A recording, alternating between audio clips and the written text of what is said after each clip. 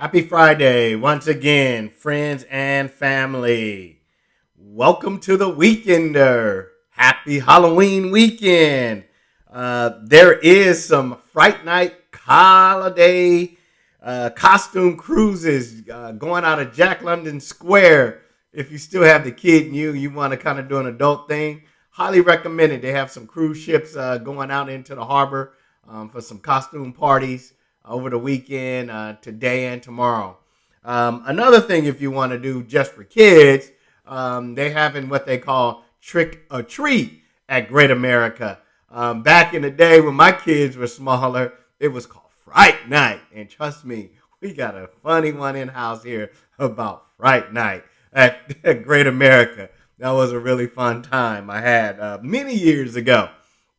And of course, this weekend, Dub Nation, man, are they playing some good ball right now? I mean, Steph's on fire, must see TV. I think this cat looked better than his first two MVP seasons, just starting off the season. And I'm not a front runner, but man, the boy has been balling. So, as you know, I said I was going to do part two of the appraisal, but we're going to put that off for one more week because I've had a lot of inquiries about that. And that's a really good topic that I like to end on a good note towards the end of the year. But this week, as you know, I use a variety of resources to get my information from NAR to CAR. I use Current Matters, which was this topic's weekend where it's coming from.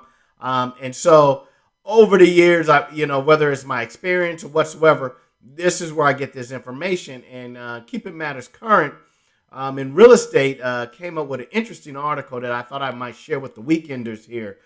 Basically, what they did was they compared the 2008 housing crisis that we encountered versus today's market, and they kind of compared, and they basically said it's not as bad as 2008. And guess what? I happen to agree because we have a bunch of different factors that are kind of happening right now, which are totally different than 2008, which I'm going to go over with some of these factors, kind of keep you abreast of what is going on in the market today. So in 2008, if you were around, if you were into the market, we had a ton of things that going on. We had what we call short sales. We had a ton of foreclosures on top of all the homes we had for sale. And so with all these components going, we had a ton of inventory that was sitting out there. Now, as of today, things are a little bit different compared to 2008.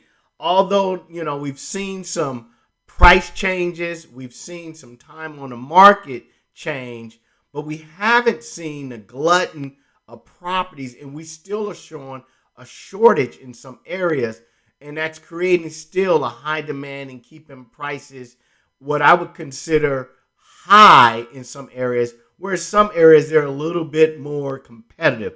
And so that's the first and foremost that's different. And then back then, we probably had, I would say, almost anywhere from 2 months to 3 months of supply all the time. Now, at the beginning of this year, we only had 1 month of supply. Now we're kind of getting housing where we kind of getting houses on the market for maybe 90 days, which is a 3 month supply. And so that is the major difference in the market right now. I haven't even seen a short sale as far as the areas I've been looking for clients. I'm quite sure they're out there. They're always on the market, but not the glutton that we have. And then the second point they made was they said lending standards were a lot more relaxed, which is true. We did have some lending standards that were lax. But if you ask me, with these interest rates raising, I still of the opinion, compared to when I first started buying real estate over 30 something years ago, I've been and had my license for over 22 years. The standards are still a little bit lax because they allow people to go as high as 50% on their debt ratio on their back end. Although they may consider in today's market that to be the standard, it's not as relaxed as it was as far as verification of income and time on the job. Although there are some circumstances where today's market is still just as relaxed. But here's the key component that the mortgage lenders First of all, back then in 2008, they didn't have a lot of options for people. The modification came out of 2008. A whole bunch of different things came out of 2008, although forbearance plans and so forth were always there and an option for people, but they weren't really known until 2008. And so that's what happened when we went into this COVID shutdown.